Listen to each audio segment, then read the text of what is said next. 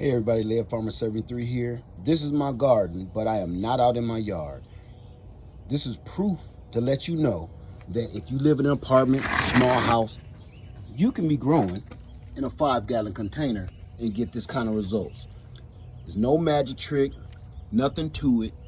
All you gotta do, get your 5-gallon bucket, fill it full of soil, drill a hole under the bottom, plant your plant or plant your seed, and this is what you will have.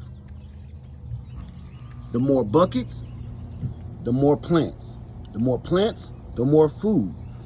Broccoli, collard greens, Brussels sprouts, you can do this too. It's this easy. And once you cut that head off, you got more heads that'll spring up. Once you eat all of that, you still have the leaves to eat.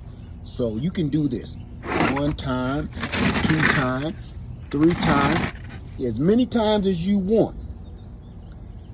The more buckets you have, the more soil you have, the more plants you have, the more food you have. Laird Farmer 73, I love you. Plant something. Grow your own. Eat your own. I love you, and I'm out.